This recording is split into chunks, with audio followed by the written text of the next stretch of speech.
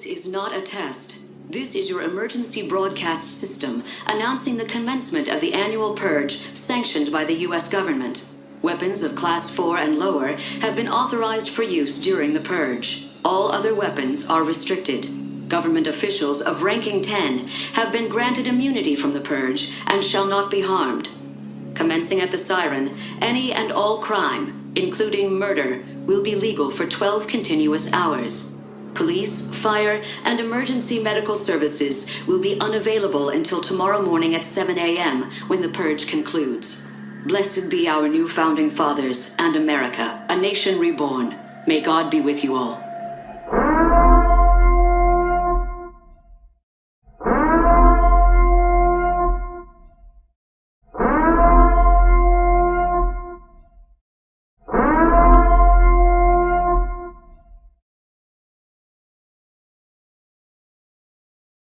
Music, please.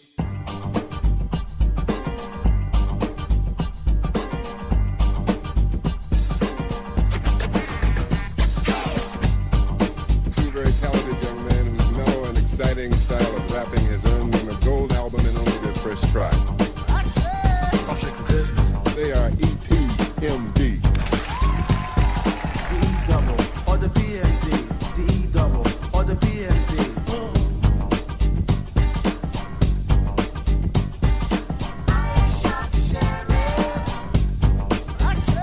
I'm shaking business.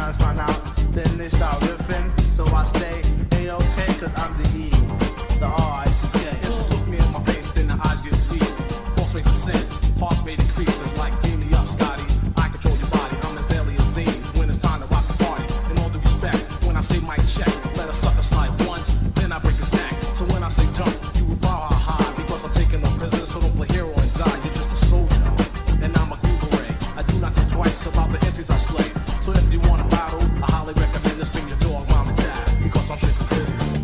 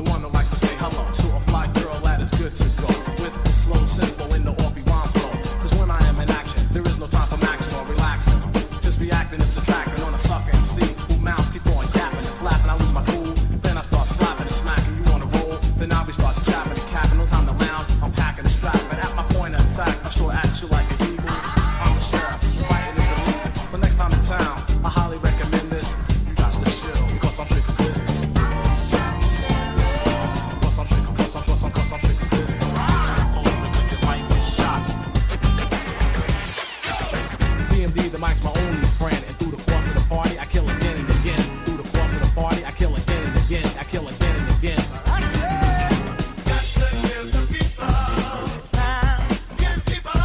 I keep the hands clapping, the fingers snapping for tapping. When it's time to roll, Uzi patrols packed.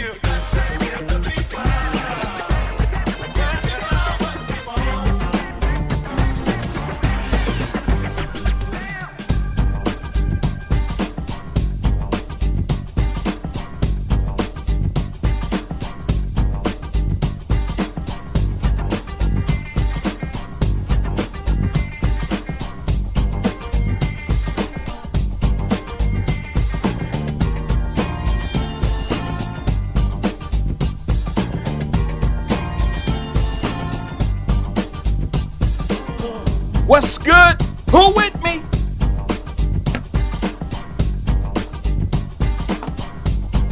Let me know if you here.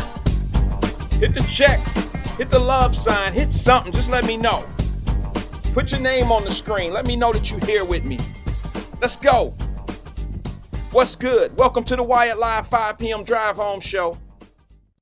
Just want to touch base. Short show today. Short conversation today. What's good with everybody? How we feeling? Let's get right into it, huh? No jokes, no monologue, none of that shit. Let's just get right to the juice, huh? Those running late, like, they'll catch up. Some of y'all know that y'all just came from the King of Talks podcast, the afternoon experiment, and I was present on the screen making my comments, and let me just go right into it. Let me just say what I got to say, all right? So anybody that got a problem with what I'm going to say, you can either call in at 513-310-0546, the number's on the screen, or you can put the comment up here on the screen. Do whatever you want to do. Let me first start out by saying this. I quite honestly don't think that Emmanuel Livingston has a bad heart. I don't think he means any bad. I don't think he really means any harm when he says what he says. I really don't think that. I know the brother off the camera. I know him on the camera. And I really think he generally has love for people, for especially for the Black community, right?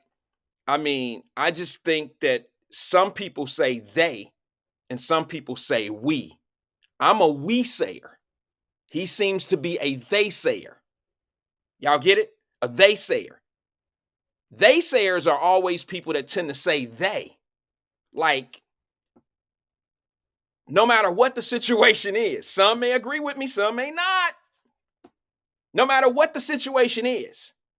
If we're having a conversation about shootings in the Black community, that should be a we conversation. But some people take we conversations and make them a they conversation. And I ain't never solved a problem solving somebody else's problem. I always got to solve my shit before I can even think about solving anybody else's shit. Now, I'm going to give you a parallel to that point. You've heard me say it before, but this is an excellent opportunity to explain and make my point about this. We all, predominantly everybody on here has flown before in an airplane. And we've flown Delta, whatever airline it is. You've flown before and you didn't have the same people that bring you them peanuts and the cushions and all that shit. Y'all know the whole routine at the beginning of the flight. Before you take off, you on the runway. Before you take off, you on the runway.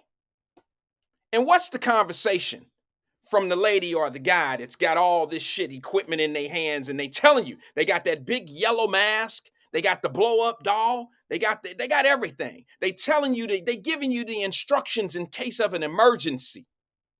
Now you know there's 200 people on the plane. There's 200 people on the plane. But they giving you the instructions for what you need to do for you. Not everybody on the plane. Right? So it's you take care of you first. What do they say? What do they say? In case of an emergency and the oxygen mask come down, mothers with young children, fathers with young children, please put your oxygen mask on first before you should attempt to put the oxygen mask on someone else. You know why they tell you that? Can anybody imagine? I know it's a simple question, it's a rhetorical question, but can anybody imagine why they want you to put your oxygen mask on first? Because you're no good if you can't help yourself. If you under pressure and you're dying, you can't put the mask on your baby when you fall out.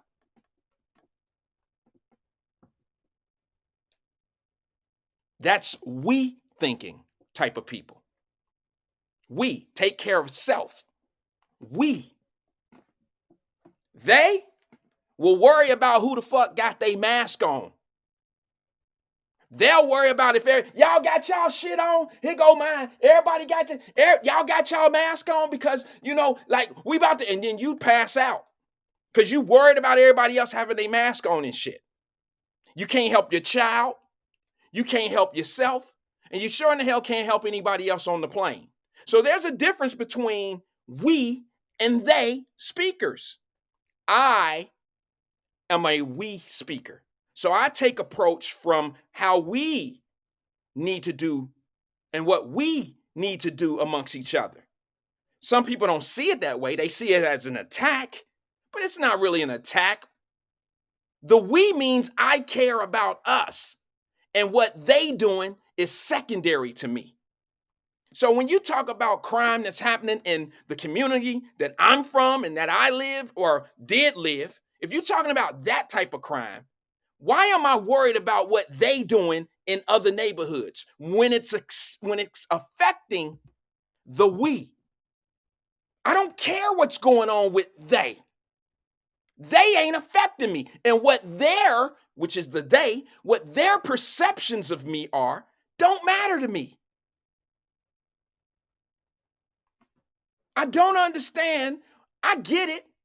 Like I said, he got a great heart. He's not saying this because he don't like people.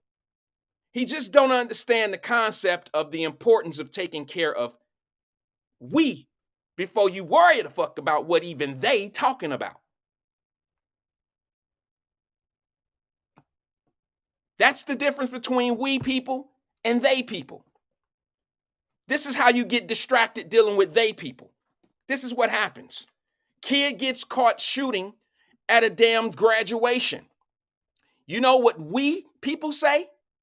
What do we need to do to improve our community as a whole? Where are our leaders? Where are us? We need to take responsibility. All of us. You know what they people talk about? Well, I know it was a shooting in our community, but they ain't talking about the shootings in Indian Hill. Why does they even matter to the we? Why does it matter what they are doing? Why does it matter what perception they have for we? Perception is not reality unless you give them the power for it to be. Perception is not real. I typed it in. He told me our perception is our reality. I disagree. How is someone's perception of you reality? Why do you care what other people think about you? You know, that's part of our problem as well. We care too much about what they say, what they do, and we're not concentrating on the we. And once we concentrate on the we, they will mind their motherfucking business. Excuse my language. They won't even matter to us. They won't make a difference because we will be taking care of our business. All of our masks will be on. All of our oxygen masks will be on. And what they are talking about won't even matter because once you concentrate on we strong enough, guess what happens? We become a whole. Once you become a whole, then the outside don't really matter.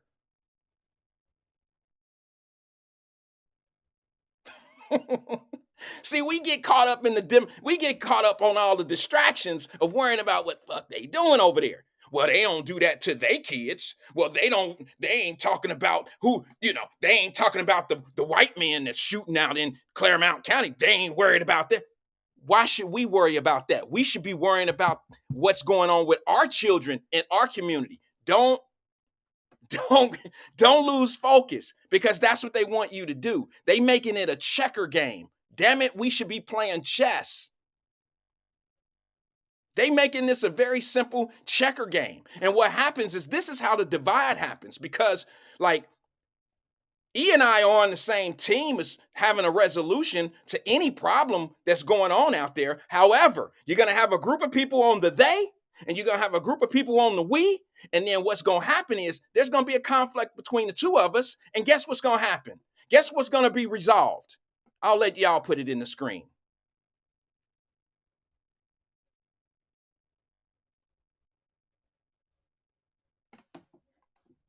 Nothing will ever be will be ended. None of it. None of it will be solved. Nothing. Because when you get amongst people who argue and fight and disagree, they don't have to throw blows. You don't have to. The divide is not necessarily making us fight amongst each other. We're too intelligent. There's a group of very intelligent people in our community, and they fight amongst each other. And what happens is nothing gets done. You don't have to shoot that. Y'all think the only disagreements and the things that's stopping us from moving to the next level is the street violence? That's a small percentage. That's a small percentage. I'm going to tell you a secret. Well, it ain't much of a secret. I've said it before. I've said it before on here, and I'm going to share it. It used to be a secret. I released my secrets from this show. Let me tell you what a secret happened. You know, we got this same situation going on in corporate America. Find me a brother who's in a company that's my minority. He's a minority, and the majority is white or whatever. And for some odd reason, we have a divide amongst each other in these companies. We get to a point where we got to outshine the other brother. We ain't got to outshine the floor. We don't have to outshine everybody at the damn table. We just want to make sure we're the better Negro. We want to make sure we're better than him and our ideas focus and flourish over his. I'm telling you, I've seen it. Never been part of it, but I watched it. Well, I've been part of it, but on the end of somebody trying to impress the table instead of, hey, let's look out. No, because some people had this mentality, well, when they doing cutting, you know, the black gonna be the first to go, so it ain't gonna be me. I got to outshine that black, because when I leave, if they talking about doing some cutting, it ain't gonna be me that's gonna leave. That's some of the mentality that we have in corporate America as well. So it's not just a black on black crime thing in the streets and shit. Some of this defeated mentality works into boardrooms and in corporate America. And until we stop putting ourselves in a position to have to depend on what they doing, nothing else is gonna matter.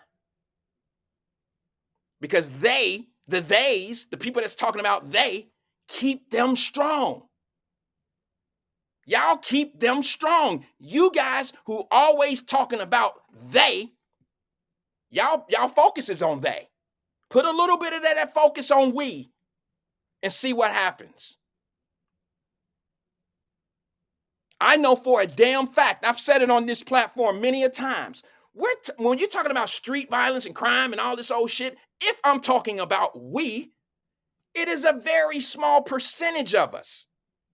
But what's wrong with trying to save a small percentage? What's wrong with having conversation on how do we fix this little small portion of we? What's wrong with that? But then you got some people that'll be, but you want to focus on us? You want to focus on us? Why, what? White people don't commit crimes?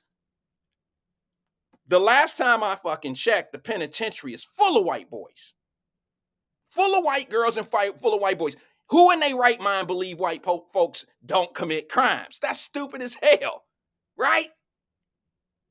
They got more population in the prison system than we do. So explain to me how that even makes sense. Explain to me how that makes sense. And then what happens is that's where the divide comes in, because it gets a little rhetorical. And now we go back and forth with one another about, well, you ain't worried about what they saying about us on the news, then you part of the problem. No, I'm not. I just don't concentrate on the they. I concentrate on the we. How do we not have little brothers out here shooting up graduations? How does that happen? How do we stop that?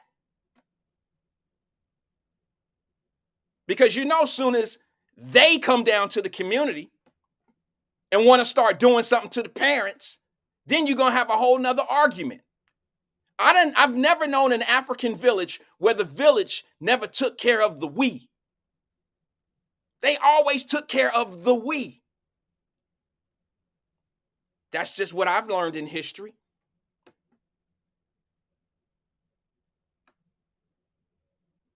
I've never seen someone take care of somebody's home before they took care of their own. And if they are, you already know that home will crash. If you're taking care of somebody else's home before you take care of your home, I tell you what, let me give you an example. Loan somebody your rent money. You might get away with it 1 or 2 times, maybe. But sooner or later, you gonna loan somebody your rent money, they not gonna pay you back, and then guess what's gonna happen to your home?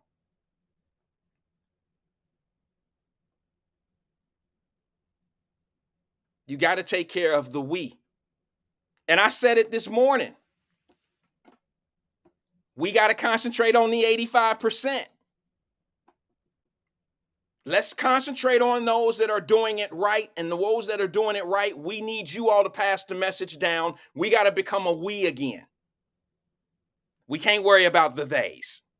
The theys, if even by your logic, they don't like you. The theys, even by your logic, think you pieces of shit, don't care about you and all that old shit. Just based on your logic, where you thinking?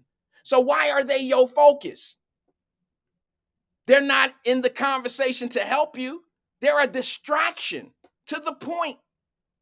They're a distraction. If you really become methodical and sit down and think about what I'm saying, it should make sense to you. If what I'm saying does not make sense to you, then your mind is already made up. I'm not here to change your mind. I'm just trying to put something on your mind. And if it's made up already, I say it all the time, I'm not here to change made up minds. But all I ask you to do is whenever the news media and all these platforms and all this stuff is talking about the theys, I just need you to keep the concept in your mind. I have to put my mask on first before I worry about their mask and worried about what perception it is of me. The only people that's worried about the perception of black folks are black folks that's worried about they. Most of us keep moving and grooving and shaking and taking it and keep on moving and get up and dust ourselves off and move right on. All that other shit of incorporating somebody to the conversation, it's not productive. It's not productive. All it does is add argument. It continuously adds argument. And generally, when you get argument or disagreement, there's never a compromise other than let's walk away. Let's disagree. We're going to agree to disagree. And guess what you got out of that? Nothing. No compromise of resolution. Your resolution was, okay, I agree. We just gonna have to agree to disagree. We got nothing out of that. No change.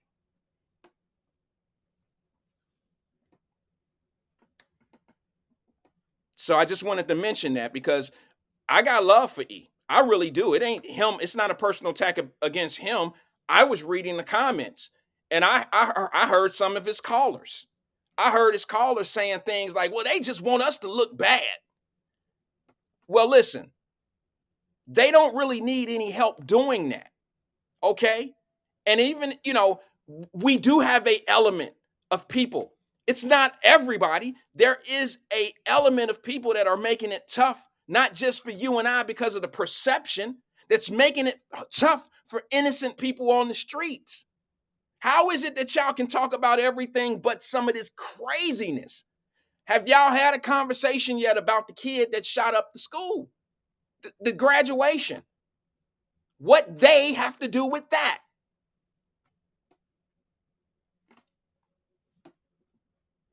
Why don't we figure out? I mean, if you really want to know what the problem is in Richmond, Virginia, if you really want to know what the problem is, look at the gang violence. What do they have to do with that? Even if they do have something to do with it, if we focus on us, we can see the resolution. You can see what needs to be changed there.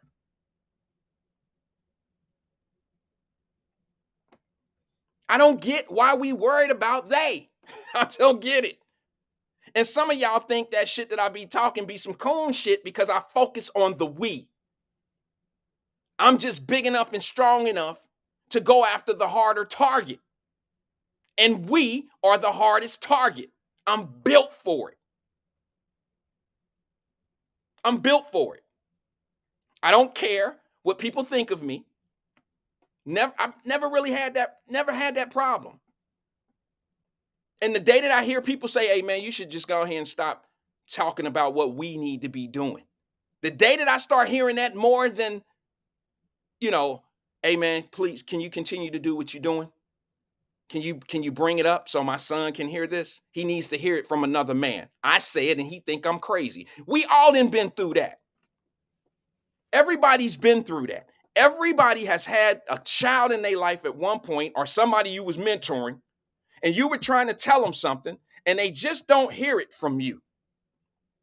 They need a second voice to actually put it in their mind and keep it in their head. And I'll be that second voice. Dads, fathers, if you need another voice, let me be that voice. You could say everything. Stop hanging with them badass boys. Stop hanging. Them crews, that crew don't love you. They don't care. The streets don't care nothing about you. Every father that I know that's involved in their kid's life and the kid goes off a little bit to the streets, every dad has said that, except for the dads that don't give a shit if he go to the streets.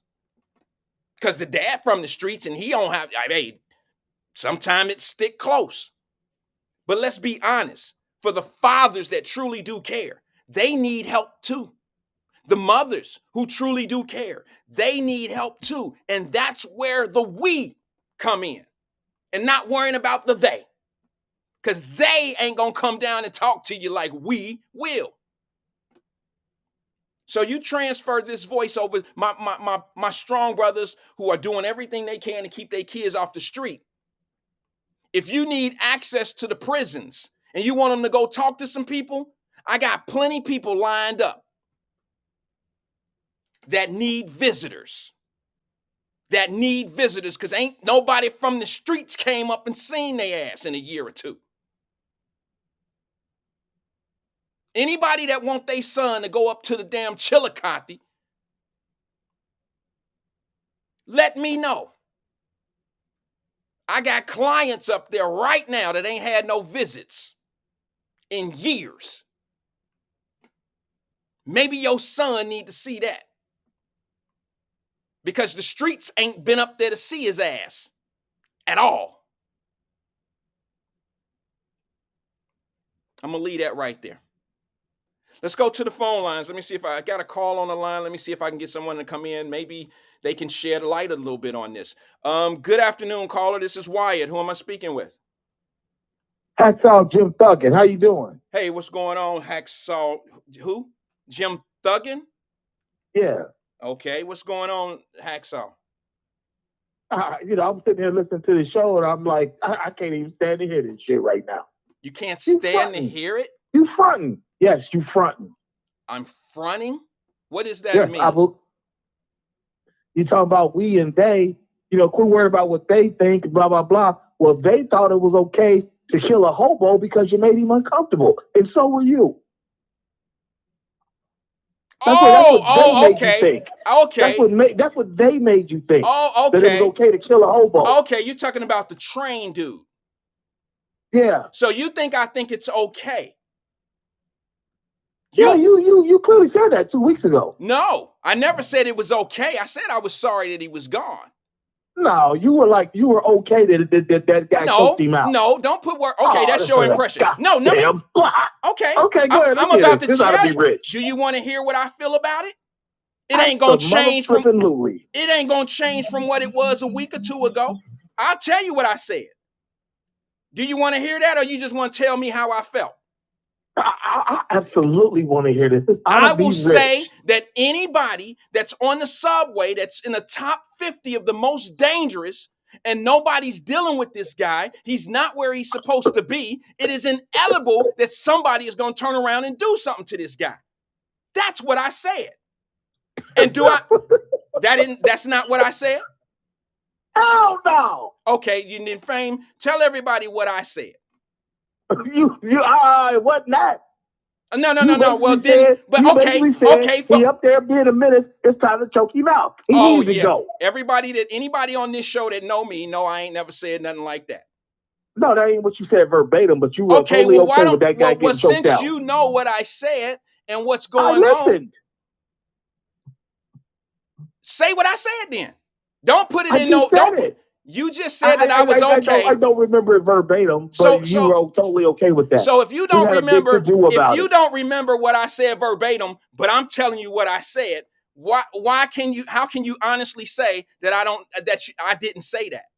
But you don't even know what I said. I'm sorry? I can paraphrase. No, you can because the take, it was so abnormal, so inhumane that it really chapped my ass that I'm never gonna ever forget that Randall K. Wyatt said this shit about hobos. First of all, he's not a hobo. He's not a hobo. Okay. That's second. First of all, he's not a hobo. He's a mentally challenged young man, 24-year-old man who's violently assaulting women and children on the subways, and he has 44 plus instances or dealings with the court for doing what he's doing. And if the courts and the system is not going to deal with him the right way and put him where he needs to be, it's just inevitable that he's going to get effed up out here in these streets. He broke the face of a 65-year-old woman on the subway. How many times do you think that's going to happen before somebody get done in? That's what I said. What position did you play in football? I played flanker. You should have been a defensive back because the way you backpedaling. I'm not backpedaling, bro. This is what I said. That was my position. You also said that your homeboy principal up in Northeast Ohio, that he's out here thinking, what do they think about our kids?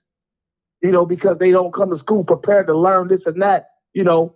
That was more of a they statement than it's not. It's not. See, there you go. You off base again, G. Let me tell you what he said. God. He was talking more of the we. He was more concerned of why these kids are not coming to school prepared to learn, prepared to walk to school in snow with no shoe, with no socks, no undershirts. They don't have anything.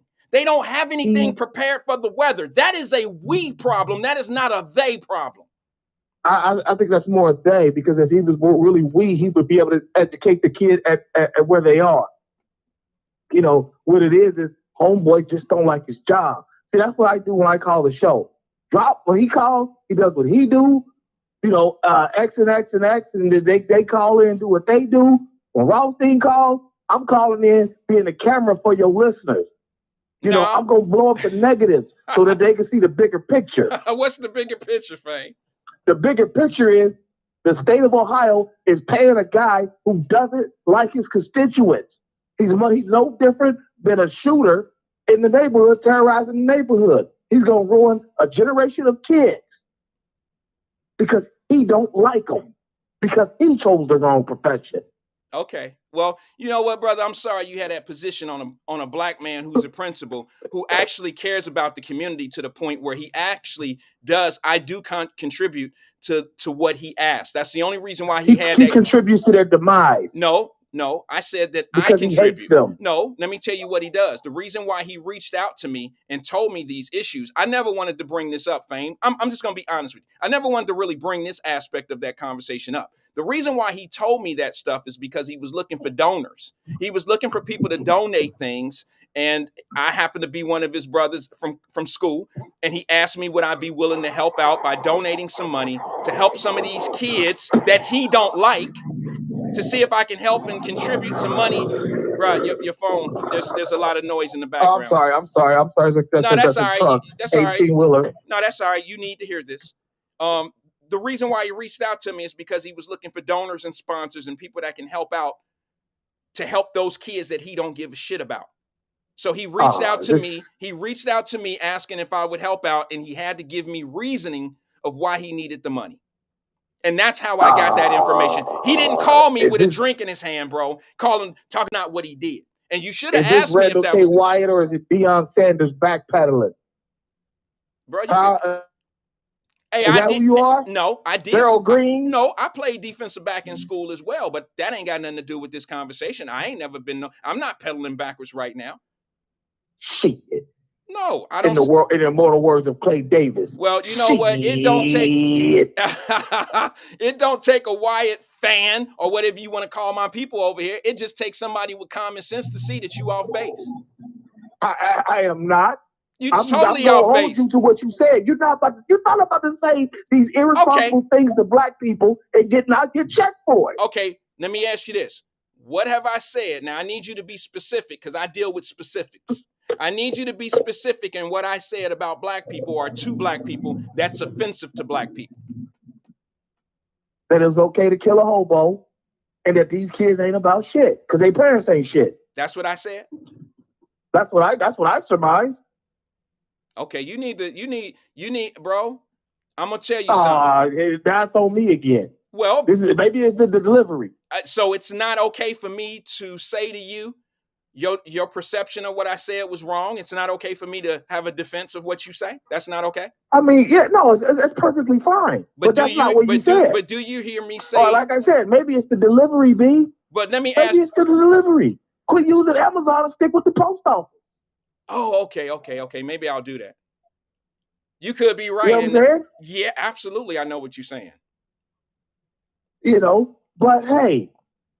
For the 1,001 Don't you dare say it's been real, B. Don't you dare, because ain't shit been real about this. It's been real. It's been real. Fame, I had fun. Fame, before you go, I got to say this. No matter how you feel about me, no matter how you feel about me.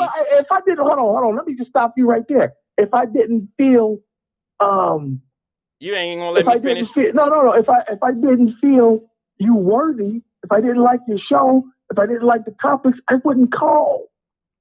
But only you called to bitch me out. Whose show I like is Emmanuel because me and Emmanuel agree on everything. It seems like I don't want to have a boring phone call. Wait a minute. You say, hold on. I didn't hear you. You cut out a little bit. Did you just say you and Emmanuel agree on everything? Oh, quite a few things. Okay, yeah. Well, that explains why you don't get what the hell we talking about. That explains it. You just explained it. Okay, do your howl. Get on up out of here. I'll holler at you. Hey, boy, you love insulting people. God damn.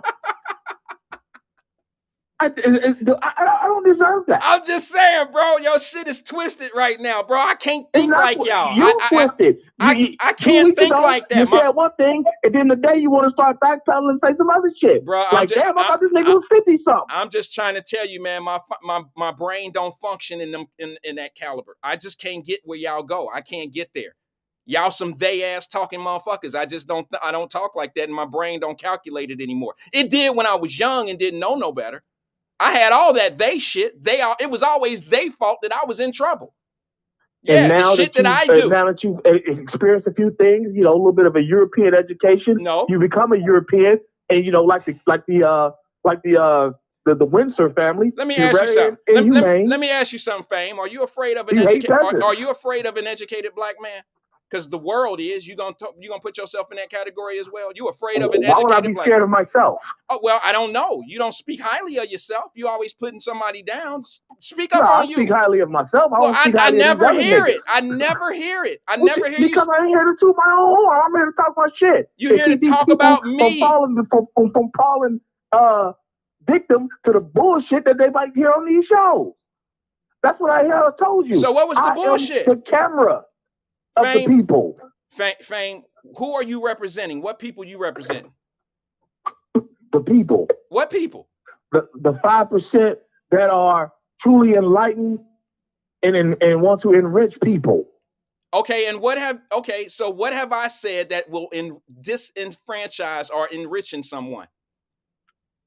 That it was okay to kill the nigga because he was a hobo making people uncomfortable on the subway. Okay. All right, I'll give you that.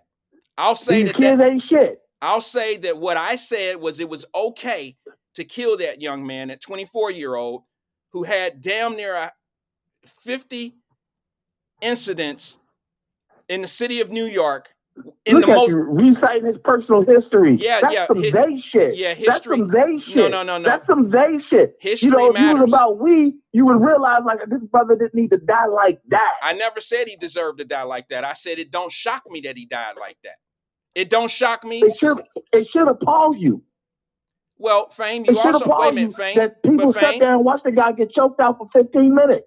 Well, Fame, there was also 2 people that was helping the young man or the man that choked him. So something had to be a little bit more aggressive than you seen. I don't think it takes 3 people to hold somebody down and choke them out unless they're being aggressive. And that's something that you haven't brought to the table yet. You don't have a 501. You don't have any of that. You don't know anything that happened. Name one big burly Michael Jackson impersonator. Name one what? Big burly, physically imposing Michael Jackson impersonator. Let me ask you something that I know you probably don't know the answer to, but I'm going to ask you anyway. When was the last time that young man played Michael Jackson? He wasn't big and burly. I know that much. I just asked you a question. When was the last time that young man? I don't know. I don't think that matters. We've seen the size of him. He's a little guy. He hadn't been Michael Jackson since 2016. Do the math, Fame. What is that? 7 years? Okay, so you just trying to say that he gonna stay 125 pounds his whole life? Bernard Hopkins did. Who? Bernard Hopkins. Okay, Bernard Hopkins was a professional athlete who took care of his body. Can you compare some apples to apples before you go off? You sounding crazy now, man. This was a professional who was doing athletics with his dancing.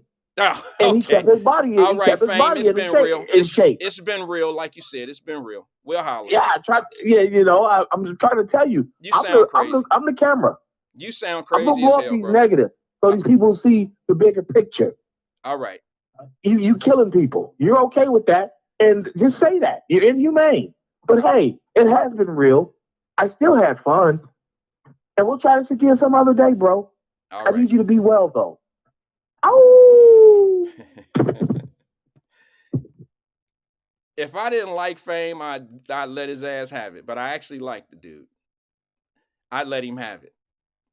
But yeah, I could see why he didn't want to call me yesterday with that bullshit, because I wasn't in the space for it. Today I got a little better, clearer mind. I got a better mind on my head right now than I did yesterday. I was in a place where I watched high school students get shot up on their graduation day. And that hurt me because I got a baby that just walked. I got 2 babies. I got 2 babies that just had a cap and gown on. My babies got out of that cap and gown. 2 parents lost their children just the other day. And the parents were not able to see what their kids could be in life. And those kids didn't have an opportunity to be great. And that's why I say we. It's a we thing. Now, I don't know. I don't even really want to circle the wagon because that's nonsense. I don't want to circle the wagon talking about the guy that got choked out on the train. But here's what's funny to me about that whole situation. The only reason why somebody give a shit about that story or give a shit about what happened to that 24-year-old dude is because the little dude, the 24-year-old guy, was black. And the guy that choked him out was white. But you don't have that same energy for the little black guy that just killed those kids walking across the stage. I haven't heard anything about what they should be doing to this dude, and it was immoral, unhumane. I haven't heard any of that shit. All I hear about is what they do to us. I never hear anything about the we problem. And Fame got everything from when this guy was playing Michael Jackson and he was a professional athlete for dancing. All this old goofy shit that I really don't have time for. But it's funny how I can name 5 black people that just got their life shot up by other black people, and there's no conversation about it. Those are the people. Those are the they people. Those are the they people. The ones that's always worried about they. And that's why you focus on the small percentage of how we die. We die by the hands of us, the we, than nobody's killing us at the rate that we're killing ourselves. And you would rather focus on how they're killing us versus how we're being, how the majority of how we're dying? You would rather focus on the smaller percentile of the problem versus the bigger percentile of the problem. We had that conversation this morning. That makes no sense to me.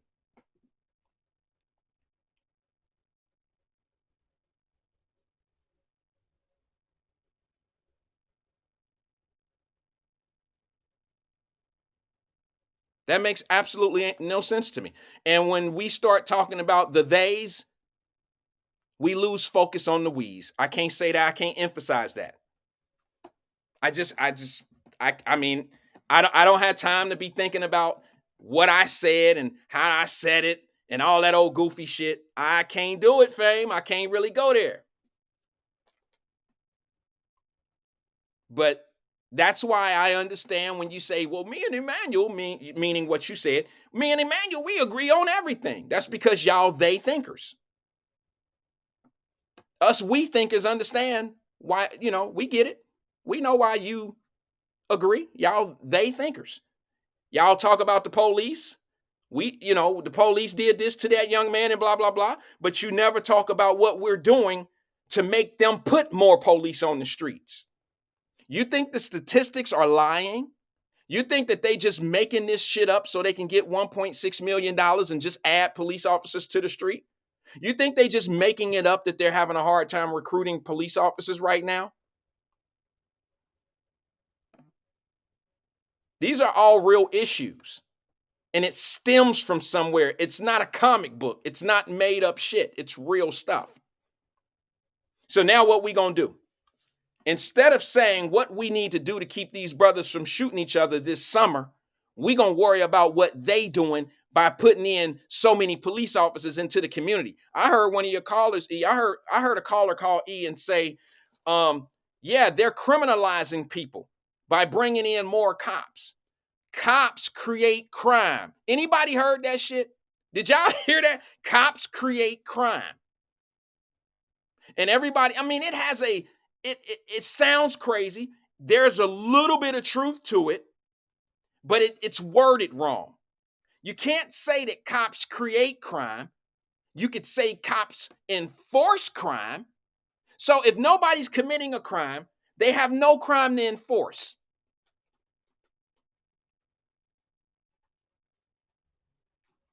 I just made that. Iris Rowley is here, y'all. I just kind of dug that number up, Iris Rowley, to be honest with you. It was actual numbers was $1.3 million that the FBI came in, a summer or two ago? The feds came in and gave Cincinnati $1.3 or $1.6 million and said they were going to take on all gun charges and up the charges. What was I saying then? Remember, we did a show on it. And I said, listen, we need to start telling our little dudes out on the street they ain't playing. They just brought the feds in, and it was right before the feds dropped. They said they were taking all of their white-collar crime agents off the desk, putting them on the streets, and they were going after gun violence in Cincinnati, and they dropped off like 1.3 or 1.6 into the city. And then like a week later, maybe 2 weeks later, it was more like a week later, they ended up going public with these indictments on the city council members. But I did a show that week, if you can remember, if you were here. I did a show and I said, hey, we need to be telling Lil Ricky and them out on the streets, man, hey, they upping the charges on gun stuff out here. We need to be letting them know. That was important. So let me tell you let me read this. Iris Rowley would know these numbers. This is down her alley. She said the 1.6 million goes to programming for prevention and intervention, not the police. Okay, let me just say this to you. I'm saying that if we're not doing anything that the numbers don't support, then they don't need to bring in more police. But if the numbers from what the youth are doing are supporting the need of more police officers, then damn it, we need to do it. We need to do it. And those police officers, stop saying that police, I understand what you're saying. If a police officer is coming in your community and it's saturated with police officers, they got quotas, I understand that. So if you jaywalk, normally you wouldn't get a jaywalking ticket, but damn it, today, since we ain't got shit to do as a police officer, I'm going to give you a jaywalking ticket. I'm going to give you a jaywalking ticket. And he didn't manufacture that charge. He actually jaywalked. Now, do I feel it's fair? No.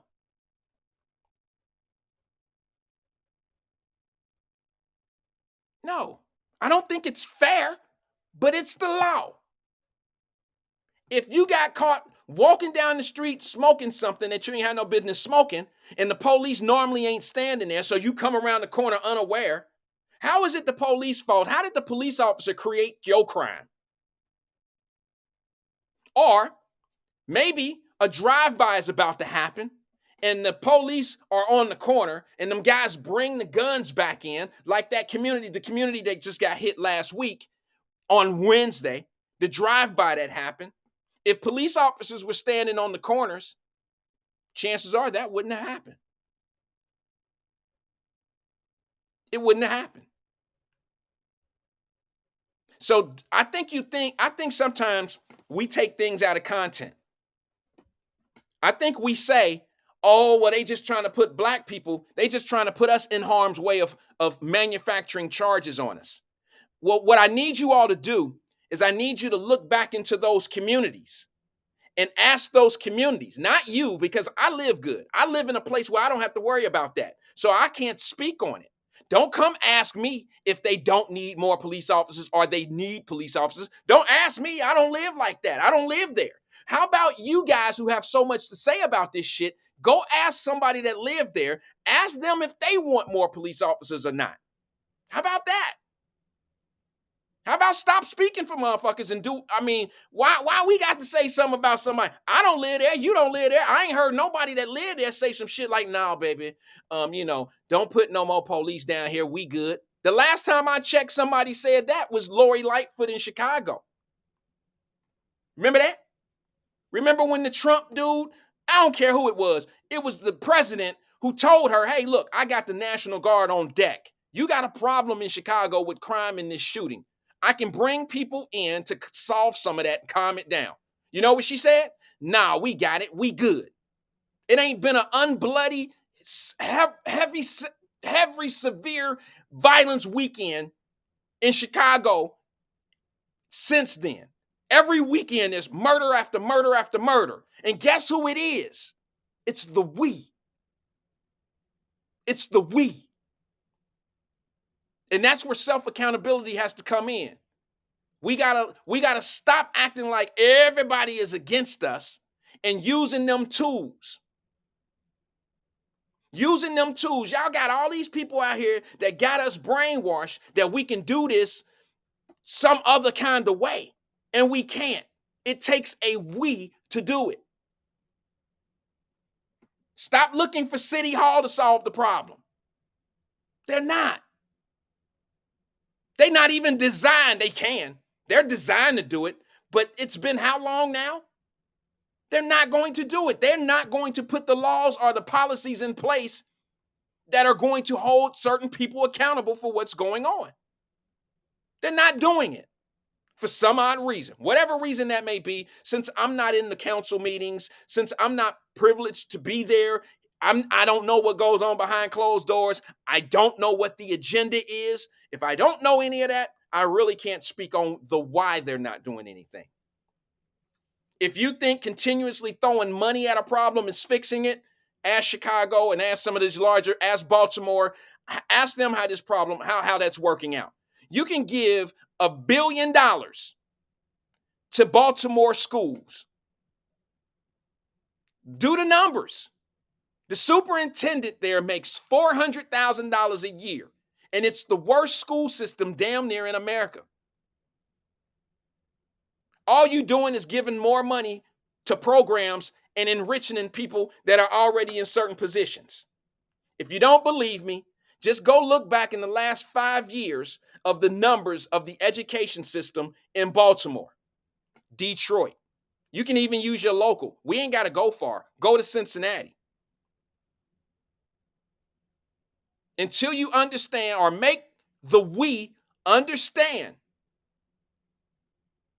Until we make the we understand that the education is the number one tool. It's the biggest bullet you can put in any gun. It's the fastest car you can ever buy. It's the biggest house you can ever live in. It's called education. And until we get that through certain people's minds, you're always going to have what you have right now. And nobody's throwing you a life raft because their life raft comes with leashes. Every time you give these big cities, y'all trying to tell me Baltimore don't get no damn money for education? Bullshit. They get money for education. They get money just like Cincinnati got that $1.6 million for crime prevention and all. They get money like that too. My question is, where does it go?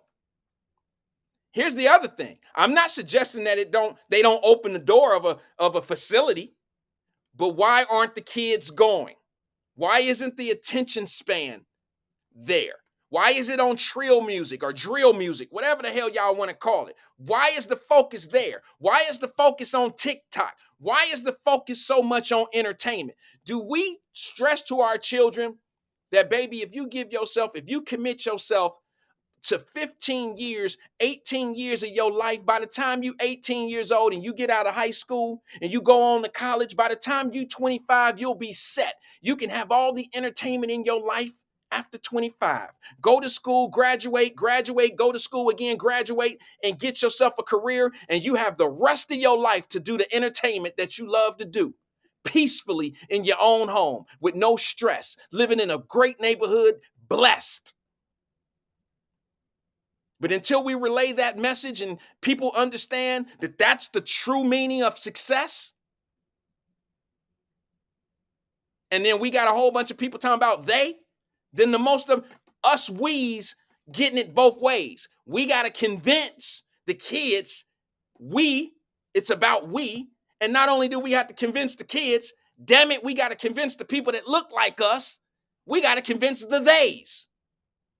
The ones that's always talking about they.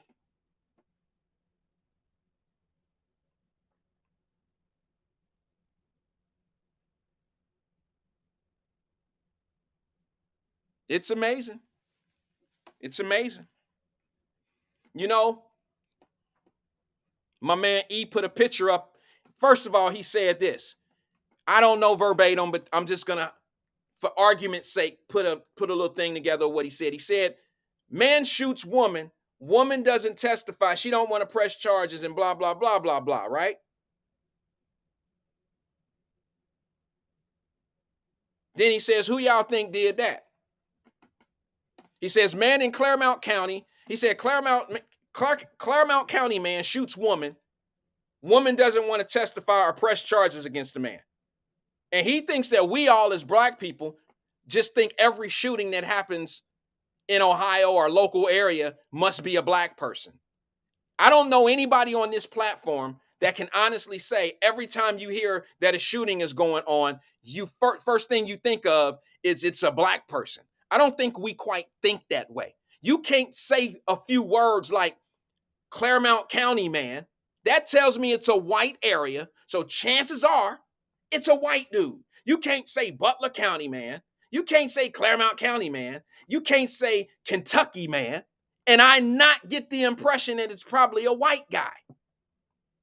But when you say Cincinnati shooting, yeah, chances are, based on it being a metropolitan city and what the temperature is right now of the shootings that's going on, it's probably in one of the few selected neighborhoods that have recently had a lot of gunplay. Why else wouldn't you think that? That's just common sense.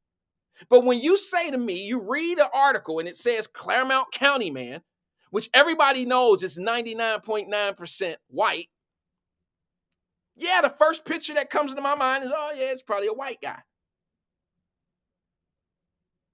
And then when you say something like, well, white folks, yeah, I know y'all don't think white folks do crime. Y'all don't act like white people get in trouble. See, that's that they and we shit, and that's the divide. That don't equal to me. I can't have that kind of conversation because you have to be a different type of breed of person to think that white people don't get in trouble when all you got to do is look at the penitentiaries, look at the probation department.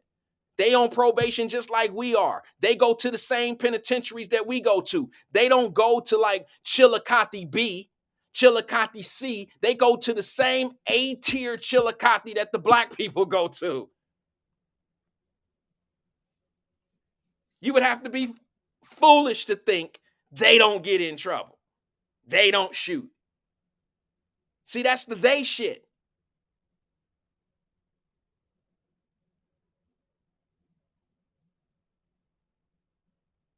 I will honestly say when I hear a shooting in Cincinnati or certain parts of Florida, yeah, if they tell me, okay, shooting in Liberty City, what you think I think it's a white dude in Liberty City, Florida?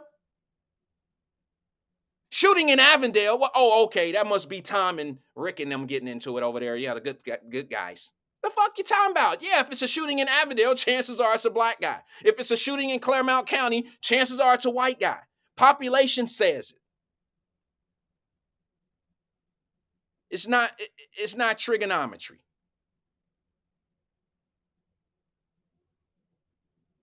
Location tells me what I need to be like what face I need to put on it. Not if it's just what the act of the crime is. If they tell me big drug deal in Claremont County, first thing I'm gonna think of is, oh, them white boys out there with them meth labs. Big drug deal in Avondale, oh, that's them brothers, man. They over there, they didn't kick the fucking door in. That's common sense.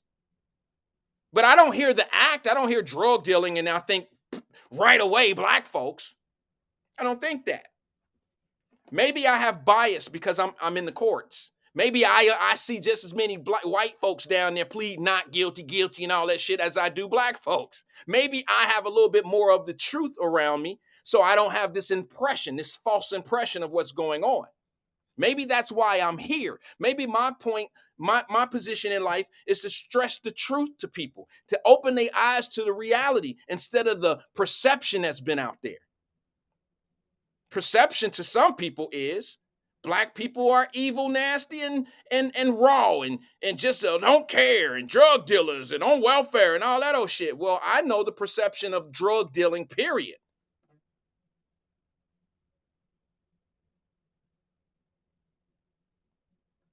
Maybe that's why I see it clear.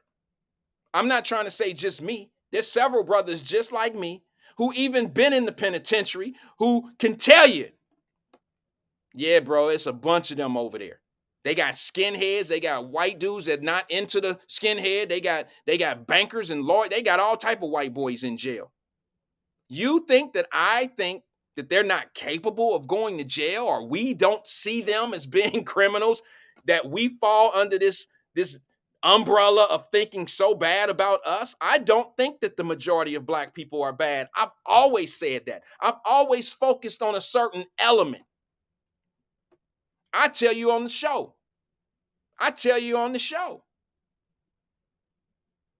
I know more successful black folks than I do bad ones, like guys that ain't doing shit.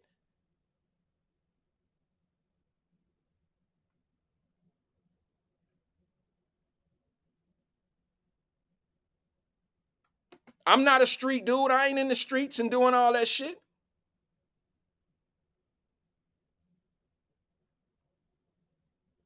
I don't surround myself with that element. So I'm clearly at a point in my life where I all I can do is speak the truth. I can't focus on the they. I can't focus on the they. The they ain't gonna change anything. Me trying to see if shit is fair on the news, trying to see if the shit is fair on podcasts and TV channels and shit like that, that ain't gonna change nothing in my community. That's not gonna change anything about what we need to really be focusing on. That's not gonna change anything. So why are we focusing on it? It's dead, unproductive time. And it's the same thing that I'm trying to tell you where they do focus on shit like this. The they people do shit like this. Story of a white woman shoots a black woman. The they put it in the newspaper and says, white woman shoots black woman. When the black kid shoots the graduation up, they don't say anything about his race or anything. I mean, we can clearly see it's a little brother. We can clearly see it's a white woman. But why do they emphasize the two differences by saying white woman shoots black woman? Because they trying to get us, the we, emotional. That's by design. And then as calm as you can possibly be, when they show you the little black kid who shot up a graduation, both situations are horrible. I can't justify either one of them. But damn it, you don't see the emotional play there? You don't see that they are absolutely playing with your emotions by talking about this? They couldn't have said this woman right here on the picture shot and killed this woman right here. I don't know. That was this morning, so I want to be fair and show y'all what I'm talking about. This woman right here down in Florida, I believe it was close to, I could be wrong. I didn't read the article. Maybe I should read the article about what location of Florida, but it doesn't matter. This woman right here shot this woman right here because they were having a neighbor dispute. It wasn't the first neighbor dispute. I ain't never heard of a neighbor having a dispute one time and then one person getting shot. There's obviously been some conflict between the two of them. Obviously.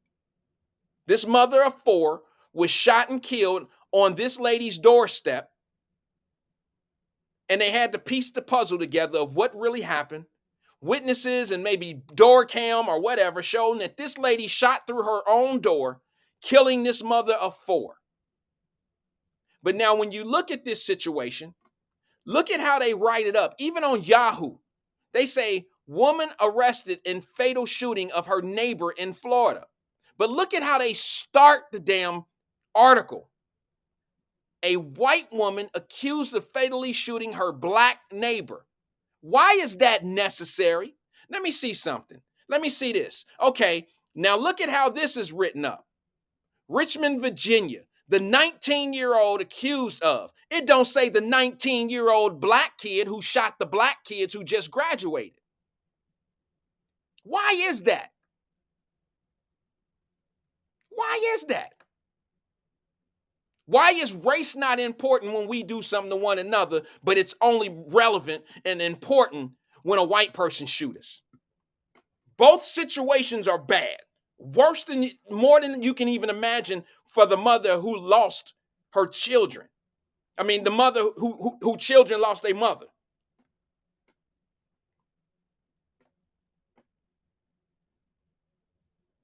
Those two articles are structured for the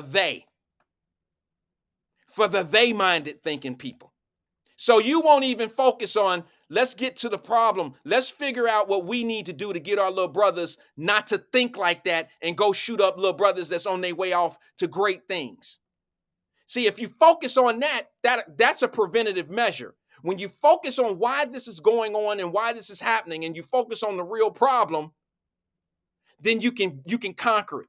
You can beat it. A 19-year-old kid shoots in broad daylight at a graduation.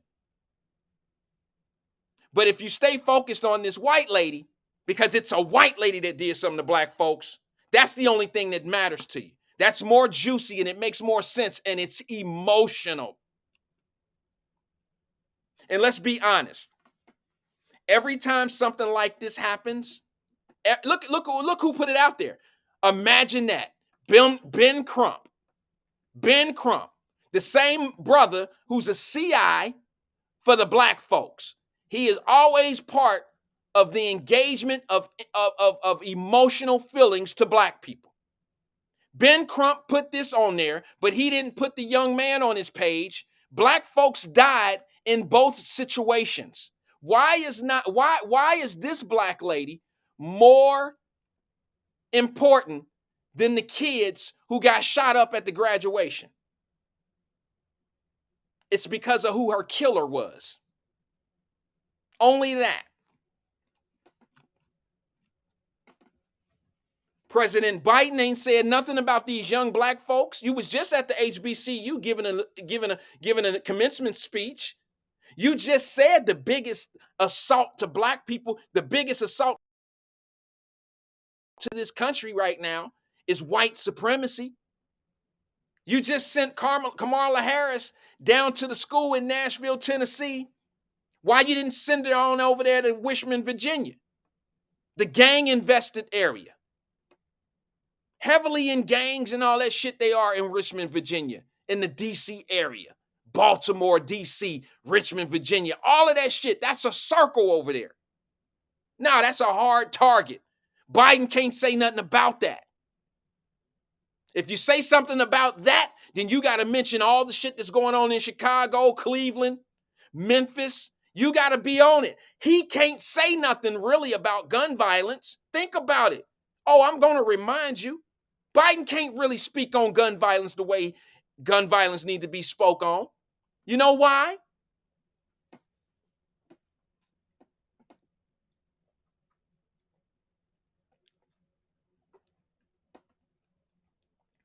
Biden can't speak on gun violence. You can't be the man that signed off.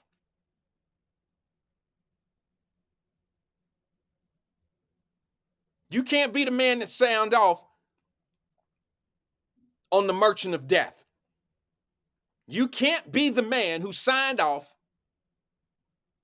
on letting an arms dealer who supplied many countries, including the U.S., supply them with military-style weapons. The same weapons that you saying need to be off the street right now. Who needs an AK-47? Who needs an AR-15? Who needs all that? Y'all say that shit, but yet your commander-in-chief signed off for an arms dealer who put assault rifles, put automatic weapons out on the street, grenades, launchers, in the hands of African tribes and leaders over in the continent of Africa in a civil war. He can't say nothing about gun violence. And you traded a basketball player for an arms dealer. Remember when I told y'all these politicians don't owe you shit? You voted for them, but they don't owe you? Remember that?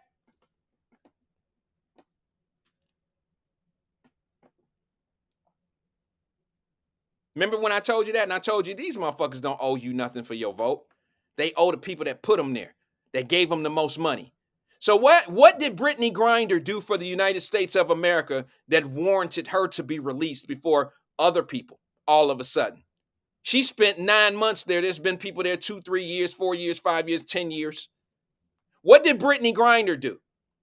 I think Biden burned one of his favors to the LGBTQ community that helped him get where he was going. And that's why nobody is fucking like tripping. This is why the agenda of the stuff that's going on in the schools are at the front of the door right now. You know what, black folks? They already got us twisted. Y'all don't want to hear this, but I'm about to go there with it. They got us twisted. You guys thinking that people want black history out the books of the schools. There's a different agenda. They just happen to attach black folks to the agenda so black folks can scream and holler. You can go get NAACP and you can get Perm in the suit, Al Sharpton, and you can attach all these people on the radios that want to talk about how crazy people are down in Florida because they don't want black history in the schools. They're not even educated. The people that's talking to you about this aren't educated because they can't hold up one book. They can't hold one book up that's a black educated book that's about true black history, they can't hold that book up and say, this is the book they're trying to keep out of our school. Frederick Douglass was a great African American. Why do you want to exclude him from the criteria? Why would you want to do? They can't say that. What they can say is they're trying to keep black history out of the AP classes, and then they don't even like gay people. And that's your NAACP saying that shit. Excuse me. When did NAACP get some more alphabets on the end of the NAACP, LGBTQs and all that? Or when did it become the whole fucking A through Z? When did it become that? And see, that's just black folks being used again. I hate to say it. I want to be wrong, but it's pretty damn obvious. It's very transparent to me. It's very transparent to me. So now you got black folks running around here talking about black studies being reduced out of the books in Florida, and that's only because you got a new guy, that DeSantis dude, coming up, and they need to start spreading dirt on him. So now let's make him worse than Hitler. Let's make him worse than Trump. Let's make him that. Because if we make him that,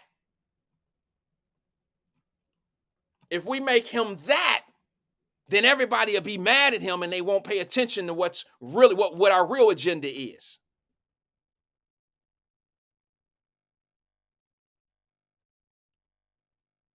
I want to show y'all something. Let me see if I got the clip. I want to show you something. See, while we sitting back arguing about black history in the schools, which if you really want your kid to learn black history, try teaching them some your damn self. I'm not suggesting that it shouldn't be in the schools. I'm not supporting taking it out of the schools or nothing. I just think it's a distraction. I think we need to be worrying about the we. Are we even going to school? Because truancy in public schools across this country is deplorable. So first, let's make sure our kids are even getting to school. Let's make sure they're taking school serious. Let's concentrate on that first. And then, why can't you teach your kid whatever you want them to know? All you got to do is Google it. All you got to do is ask YouTube. All you got to do is fucking ask Siri. It's all you got to do. But instead, you want to stay unfocused on the real big problem here. You want to be bitching about something, and then somebody's coming in through the side door. Let me tell you who's not taking it. Let me tell you who is absolutely not falling for the bullshit. It's the Muslims of this country. It's the parents, the Muslim parents, who are now seeing what's going on with the curriculum in school. And they start out in big cities of the country like California, New York, and all. This is why you get Florida. This is why you're getting so much blowback from these people about black history not in school and all. That's the LGBTQ contributing to that argument. That is not black folks talking about that. But it became a black problem when you want to add on and piggyback on black history to the argument. So what I'm going to do is I'm going to pull this clip up and I'm going to show you how the Muslim community feels about the books in the schools. And see, they don't have the distraction of it's a black history thing. They can clearly see what it is. They can clearly see the agenda of the people trying to move in and do certain things in their schools. And they're fighting about it. They're fighting it. You know what we fighting? We fighting and calling names and saying all this shit. DeSantis worse than Trump. He worse than this. He won't. And all we can say, we even got the I ain't gonna say we. They even got the NAACP to stamp in Florida a travel advisory. All this shit going on in all these metropolitan cities throughout our country.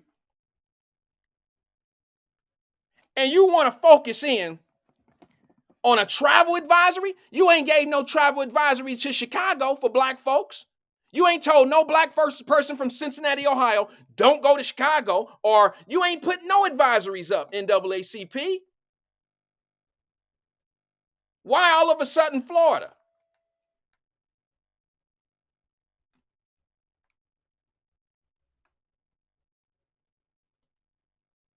I don't get it. I get it.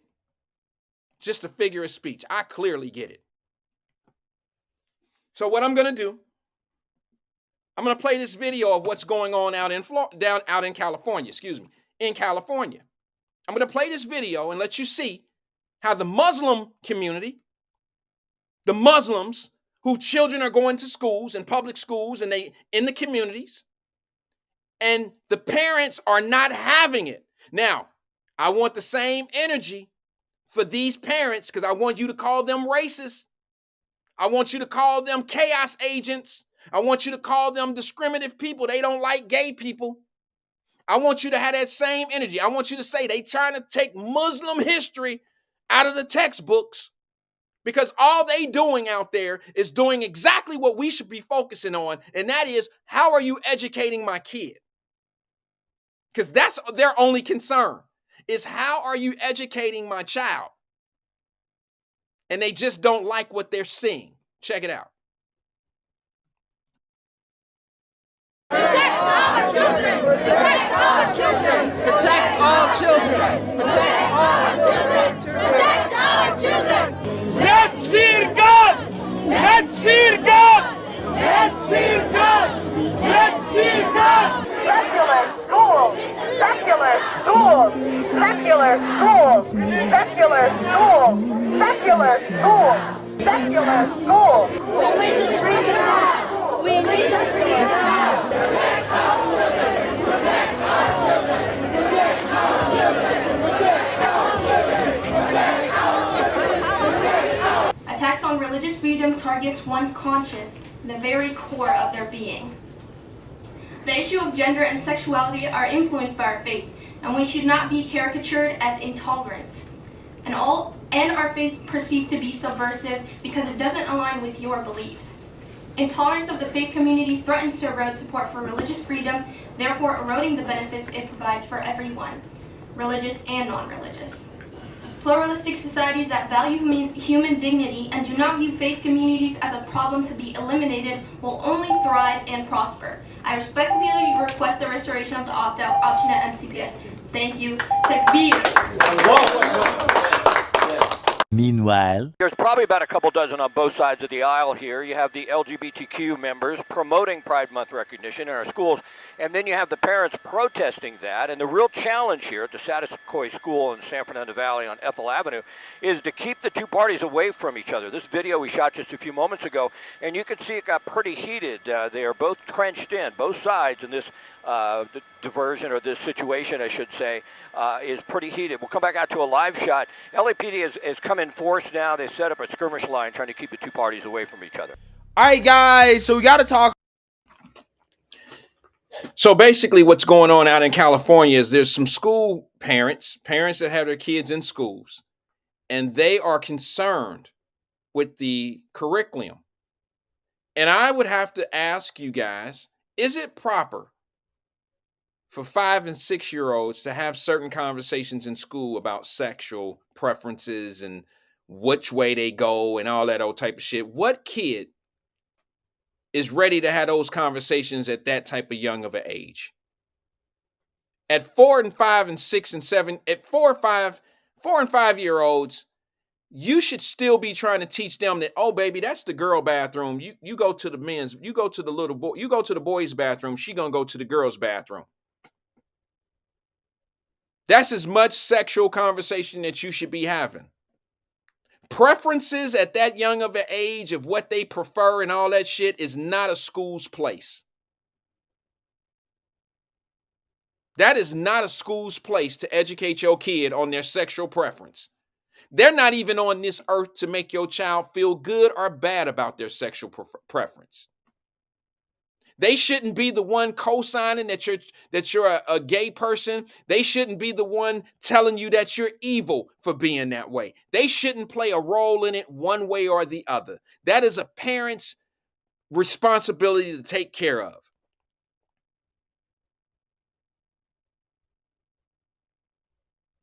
That is so out of line. And black folks, I'm telling you, if we don't start jumping on the right boat, the right handling the we situations, they are gonna they us to death. And shit gonna go in policies that we're gonna sneak right past us. Because we sitting back throwing darts at an empty board.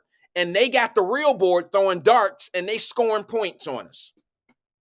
Until we learn to stop focusing on what they want us to focus on, we need to start focusing more on our children. Keep on thinking they telling you the truth. If you focus more on we, the truth will slap you in the head. You won't even have to look far. Keep we in front of us. That's all we got to do.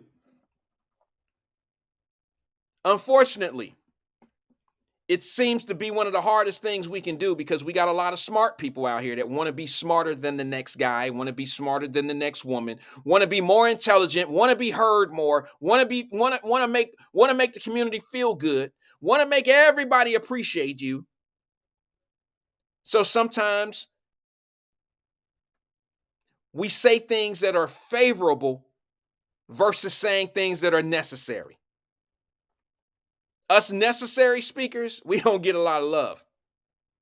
We don't get a lot of love. You ever notice the difference between the necessary speakers and the conditional speakers? Conditional people are people that just say things. They say things just to be favorable. And I know we got some people here that but have respect and appreciate politicians. But they're favorable people. They're not necessarily they're not people that speak necessary. They're not. They say things not to rattle the cage. In most cases, that's what they do. They don't want to rattle the cage. They don't want to piss off their base. They don't want to interrupt their voters' mind. They don't want to do that. It's a business decision. Okay? Whenever you go through the city, like for instance, last Wednesday, the shooting, the drive-by. You see the difference between when the politicians talk about that situation or the police? Let's say the police. When the police talk about that situation, can you see the lack? You can see a professional emotion, but you can't see a personal emotion. Very few of them give a personal emotion. They give a professional explanation of what happened. But then when they put the camera on the community, that's when you see the emotional plea. That's when you see the people who really know what's going on because they're there every day. They are the ones like at that graduation, the difference that I showed you between how the news carried it.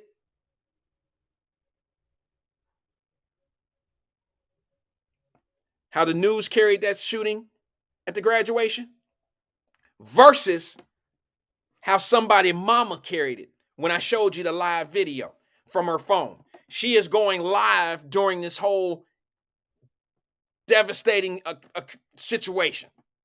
People are laying on the ground, getting resuscitated, she's there. One of the most disturbing videos I've seen probably in my life. But did you hear the emotion? Did you hear the realness? Did you hear it come from her gut? Did you hear it? And what was she saying? That no politician is saying, no police officer or no police chiefs, none of them are saying. What did this lady say while filming this,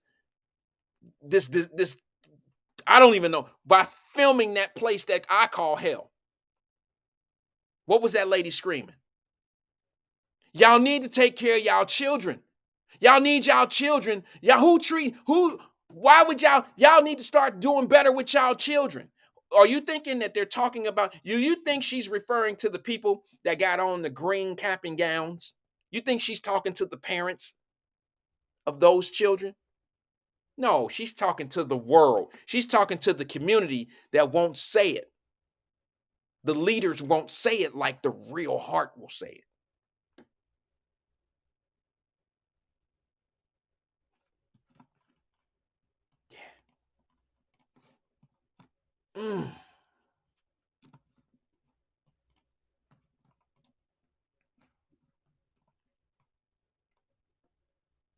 It take a drama. It take drama. It take a serious loss.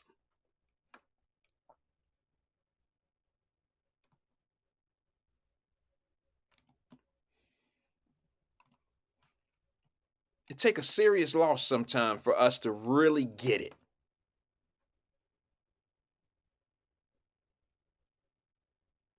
Y'all need to hear this. Y'all really need to hear this. Man, we out here at the graduation. How the fuck somebody done pulled up and killed one of the graduation boys on his fucking graduation day? And look at all these people. We out here ducking. They done shot 2 people. They shot some parents and every fucking thing out here at Huguenot graduation. They got the little boy out there stretched out. Man, this is fucked up, man. That's fucked up. Y'all need to raise y'all churn battle. Y'all need to raise y'all fucking churn battle. Cause it ain't no reason why we got black men out here dying after they done fucking graduated. This shit is fucked up.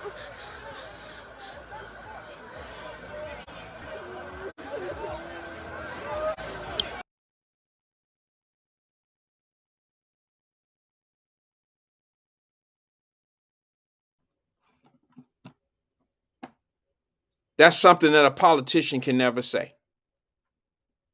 That's something that a police officer or a police chief or a police spokesperson can never say.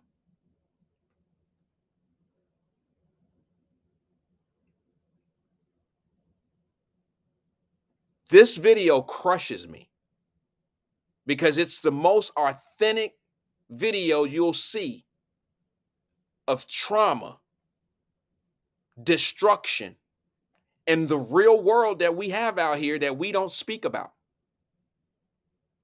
See, while y'all talking about the theys, this is what's happening to we.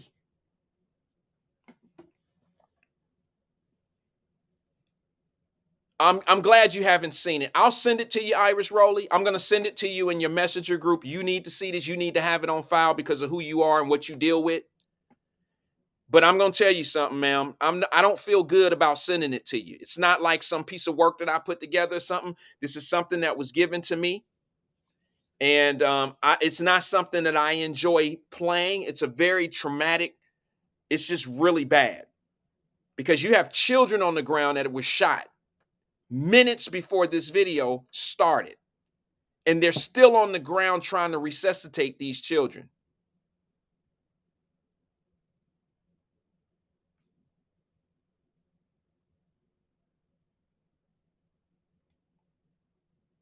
That's the real shit that's going on out here. And that's the stuff that we're not talking about. You want to make the woman that got shot on the other woman's porch your main topic. Ben Crump, you don't even have this situation on your Facebook page. How do you really say to yourself that you care so much about black people, but you selectively choose the black people that you care about? You're a national figure now, brother. You asked for it. You worked for it. Represent all black victims. Speak up. You put the white lady on your page, your Twitter page, and showed terror. What you want to do? Show the devil? Okay, show the devil then, brother. Show the devil. There you go. Everybody see the devil now? That's from Ben Crump's Twitter page. That's the devil right there. She absolutely killed a black woman. Mother of 4. Okay, that's the devil. There's the devil.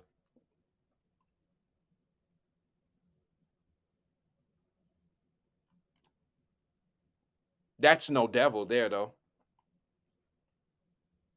He has a mental issue. Let's think, okay? His history don't matter. He's 19 years old. So whatever he's done in the past, record-wise and all that, and I'm not suggesting that he has a record. I'm just bringing this up for argument's sake. Nothing that he has been going through in his life, none of that matters. What y'all telling me is this young man's story of what he did to the other young kids by shooting and murdering them on their graduation day should not be a national story. What should be a national story is a white woman killing a mother, a black woman, a mother of four.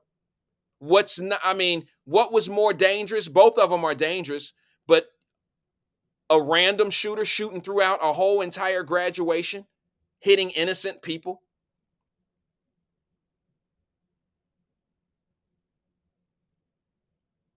Not that it's less of a situation, but the sister got shot on this lady's porch.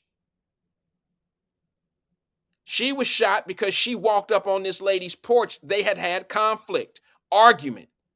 I'm not justifying this lady's death, but come on, man. Y'all know how this shit work. We all done had arguments, and some people just go way too far. You want to shoot me? Shoot me then, motherfucker. Shoot me. Y'all done heard this shit. This ain't the temperature to be saying that shit in these days. It ain't the temperature to be testing nobody's motherfucking gangster out here.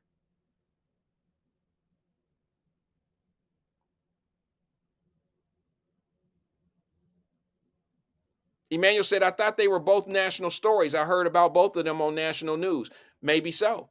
But why isn't the people that talk the most about our community, who always talking about white people killing us and us dying by the hands of other people, why aren't they focusing on it? That story is bigger than that story with the sister down in Florida, as far as I'm concerned. I think they're both tragic, but why isn't the story on Ben Crump's Twitter? Oh, I know. Wyatt, you can't tell that man what to put on his Twitter. You're right, I can't. I can question why he don't have the same energy. Why is it that he's selective in how he chooses what black people are more important than others when it comes to dying? I can question that. I can ask that question. I think it's a fair argument. Let me ask you something. How would the eulogy sound if Crump and Perm in a suit? How would that eulogy sound at that graduation? Because we already know how one of them went. We already know how Al Sharpton did the eulogy at George Floyd. We already know how he did it with the little dude, what's his name, Phelps or something like that, the guy that died in the train in New York. He didn't know that young man. He didn't know George Floyd, but I get the George Floyd one. That's what Al do. He the man that you call when you need that national media. But when the guy died in the train in New York from the chokeout, how did that go for Al? Al didn't make that about crime. He didn't make that about anything other than race. He even had the church saying, amen, no justice, no peace. You would have thought that it was the civil rights time and it had everything to do that this was racially motivated and that this guy had swastikas all on his body and all this old shit and said, I hate Negroes. Al Sharpton went straight to church and didn't know that he didn't know that young man. You could tell he didn't know it. I played it on the show. He really made a spectacle of that young man's funeral. He talked about somebody he didn't know. He had to talk about things that were totally irrelevant to that man's death. And to anybody that got any couth about themselves, they could clearly see that. They used that young man's death for their own personal gain. And it's not the first time they've done that shit. Al Sharpton had the church screaming up and down, no justice, no peace. Didn't even give police time to do what they needed to do. Didn't give them no time. They rushed that damn funeral so fast. Jordan Neely, thank you, Mama Birch. Rushed that young man's funeral and already start talking about no justice, no peace, and making it all about white and black and police and all this old shit. And police what? And then they don't even mention that it was a black man that helped him choke him out. You made it an individual thing because it fit a national narrative. Y'all ain't even saying shit about what about the police officers that were involved in George Floyd? Y'all don't give a fuck. Y'all just know the one that had his knee on there. What about the other 3 cops? What about the Asian and the black and the other dude? Y'all don't care if they in jail or went to jail. Y'all don't even know when their next court date is. Who know what happened to them without Googling it real fast? Don't Google it. You just don't know because you don't care.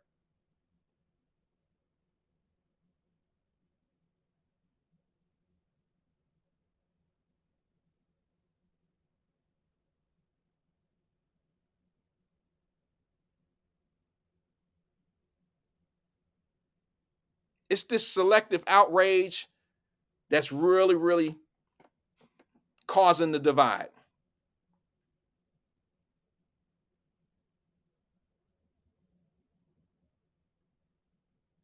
Thanks, Dula. Ronald Doodle said this. Let me ask everybody that's listening now. Anybody heard anything about that Memphis 5? Y'all know everything about the Nashville, or the Tennessee 3? What about the Memphis 5? What about the police officers that beat the shit out of the kid in Nashville? What about these guys? Y'all ain't heard shit about it, have you? Because you didn't care in the first place. It didn't fit the narrative. These are the guys that beat the shit out of that one kid in Nashville. Or in what was it? I don't remember if it was Nashville. No, it was Memphis, I believe. Remember these guys? I know you don't. You do, but you don't.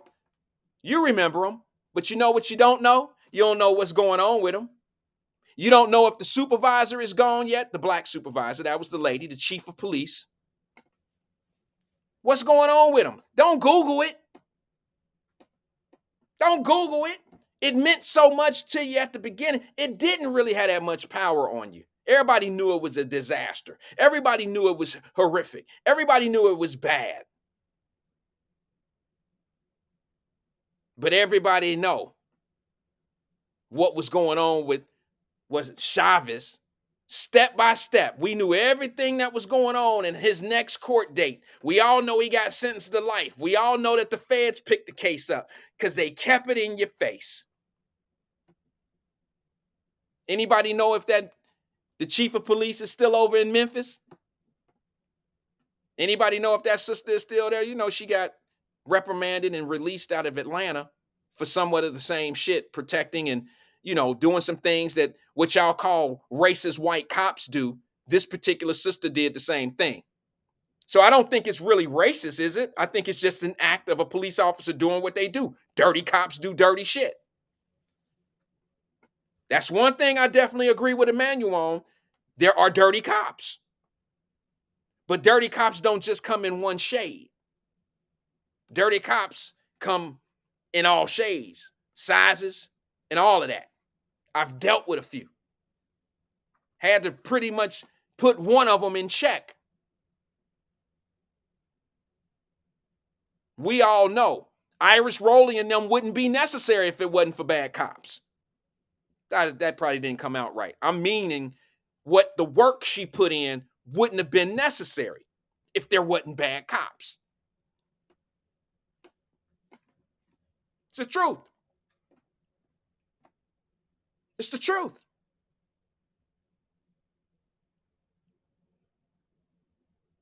But is my focus on bad cops? Not necessarily. Sorry, I'll leave that to the Irish Rowleys and everybody else who wants to go in there and make that difference because it's a necessary thing. It's just not my thing. Everybody got their thing they do, right? But what I will do, I'll leave it for the Irish Rowleys and I'll work on the we's. See what I'm saying? She's doing her part for the we. We need honest cops. Now what we need to work on, they got the infrastructure of keeping the police right. The infrastructure is there. Now what we need to do is work on the we, so we can keep ourselves out of their structure, out of the policing. Listen, I'm going to tell y'all this for the very last time, I promise.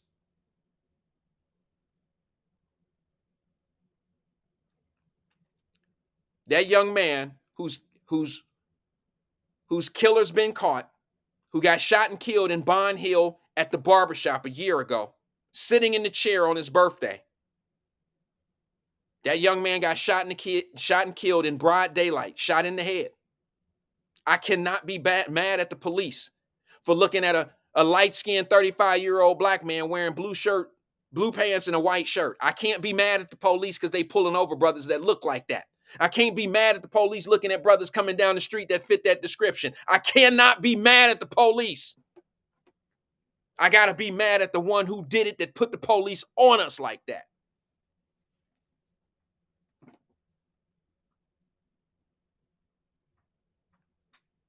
I got to be mad at the us, the we. Because if we stop putting ourselves in these positions, come on now, y'all know it ain't 1952. When was the last, the people that yelled the loudest? The people that yelled the loudest. You can tell the difference from an innocent kid, an innocent man, an innocent woman who's just been recklessly dealt with by the police. You can see the genuine, you can see that they're being genuine and very, you can see they're being honest about what they're saying. You can see the difference.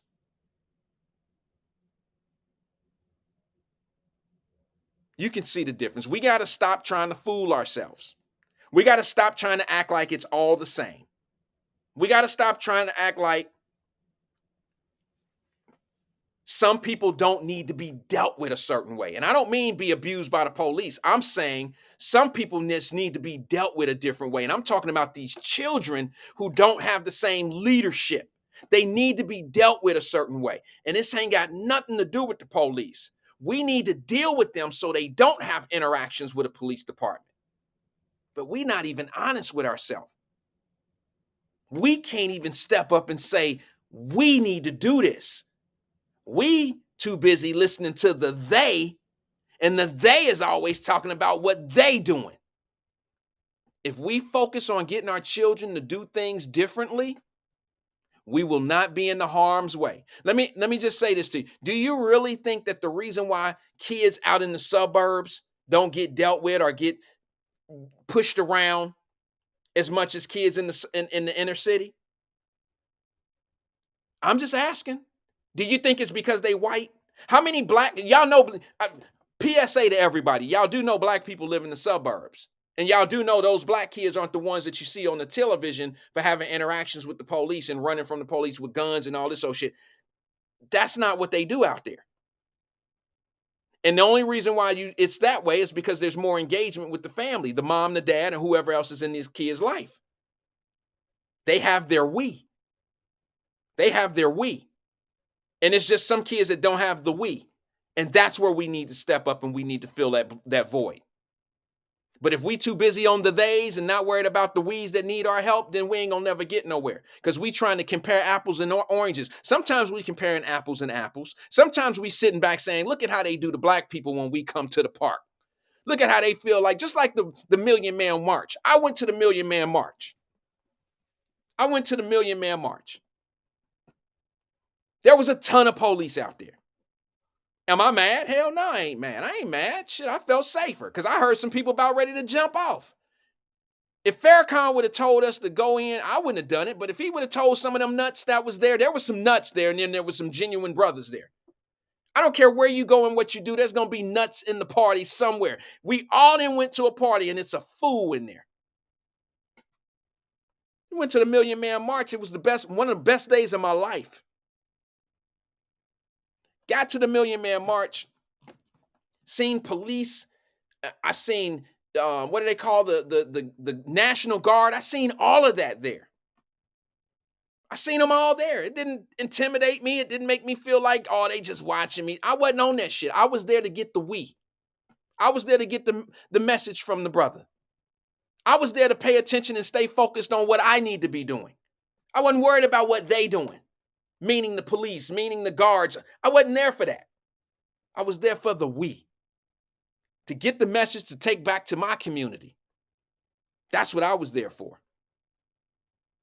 So now y'all say shit like, well, January the 6th was, look at that shit. You know, if that would have been black folks, they would have had police everywhere and blah, blah, blah, blah, blah. Okay, I get it. But what does that have to do with the we? Why y'all keep worrying about they? They did what they did. Why is that our concern? What the fuck we got to worry? Why are we worried about that shit?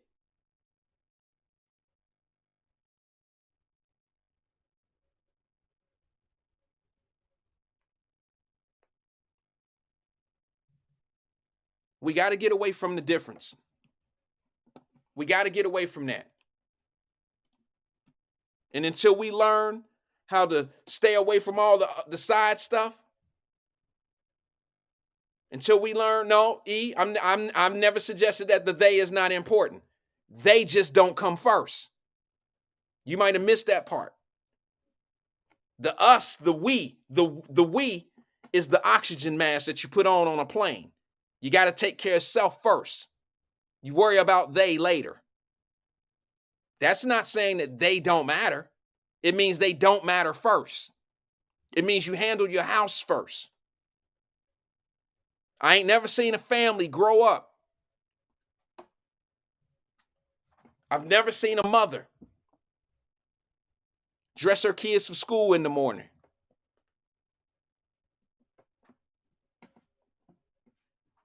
I've never seen her busting her ass, raising her family by herself.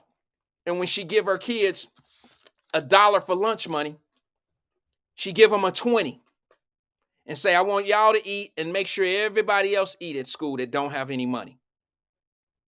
Never seen that. Struggling mother is always going to take care of home first. Mine did. My mother put me first. We took care of the we. And we didn't care what they said. And once we start back to doing that, then no matter what's said about us in the media, it won't matter. No matter what's said about you on social media, it won't matter. I'm going to give you a little something real fast. There's a whole lot of guys sitting home on the couch right now, not doing shit because they believe somebody. They believe what they said about me. I was willing to invest in these guys. I was willing to do business with these guys. Instead of them believing in me and it be we, us together do this, they took the words of the theys, the deflective crowd, the people that had no future in what we were going to do together. And when they did that,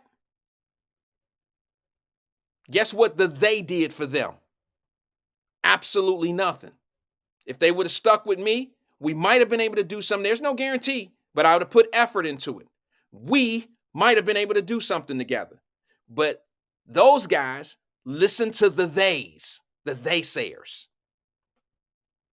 The they-sayers.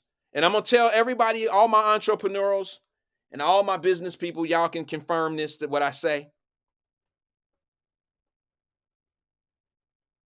You can confirm this. What they talking about don't mean nothing. If you listen to the theys, you'll be out of business. Cause I've been hearing like, he can't do it.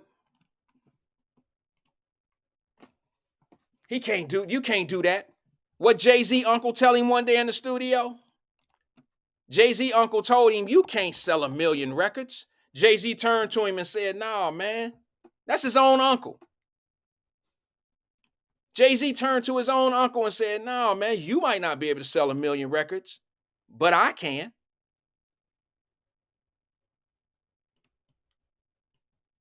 And he did.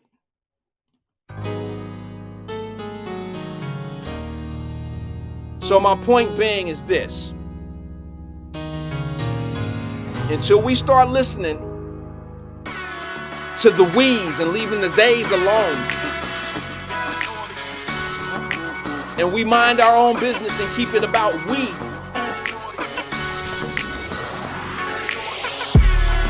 ain't gonna never have a real answer.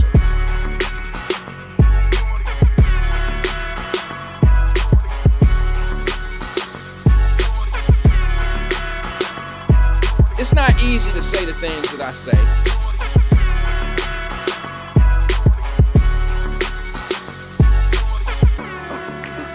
But it's a little easier for me because I speak from the heart. And when I speak from the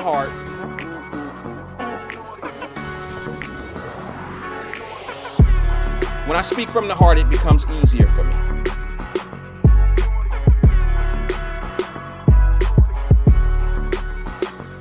Yeah.